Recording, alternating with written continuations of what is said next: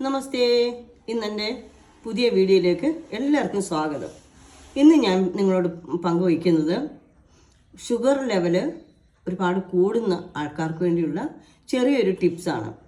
കാരണം നമ്മുടെ ദൈനംദിന ജീവിതത്തിൽ ഷുഗർ ഒരുപാട് മേപ്പോട്ട് പോകുന്നുണ്ട്. ഓരോരുത്തർക്കും ഗുളികയും അതുപോലെ ഇൻസുലിനും ഒക്കെ എടുത്ത് വിഷമിക്കുന്ന ആൾക്കാർ. അതിൻ്റെ സൈഡ് എഫക്റ്റ് വളരെ കൂടുതലുമാണ് ഈ ഷുഗർ കൂടിയാൽ. അപ്പോൾ അതുകൊണ്ട് ഞാൻ പറയുന്നു, 300 കൂടുതൽ ഷുഗർ ഉള്ളവർ 10 മുക്കുറ്റി സമൂലം എടുത്ത് നല്ല വൃത്തിയായിട്ട് കഴുകി, അതുപോലെ 10 പേരയുടെ കിളുന്ന് ഇല അതും കൂടെ വൃത്തിയായിട്ട് കഴുകിയിട്ട്, പിന്നെ കൊടങ്ങൽ എന്ന് പറയുന്ന ഒരു സൈസ് ചെടിയുണ്ട്, അത് ആ ചെടിയുടെ 10 ഇലയും കൂടെ എടുത്താൽ അതെല്ലാം കൂടി ഇട്ട് നല്ലപോലെ പിന്നെ കൃഷ്ണ തുളസിയുടെ ഇല അതും കൂടെ ഇട്ടോണം. പിന്നെ ഇപ്പം പനിയുടെയൊക്കെ സീസണാണ്, അതുകൊണ്ട് പനിക്കൂർക്ക ഇലയും കൂടെ അതിലിട്ട് ഒരുപാട് ബെറ്ററാണ്.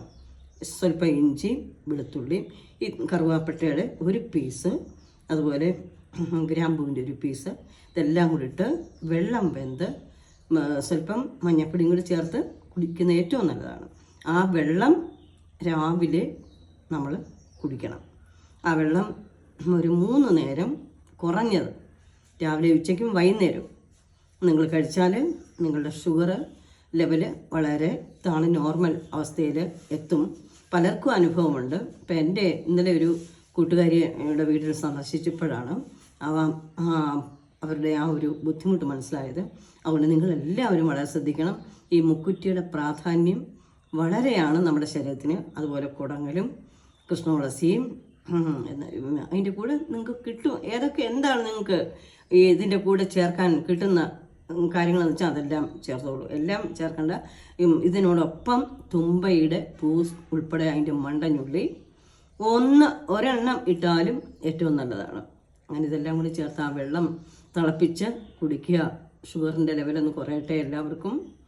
എല്ലാവരും ഹാപ്പി ആവട്ടെ.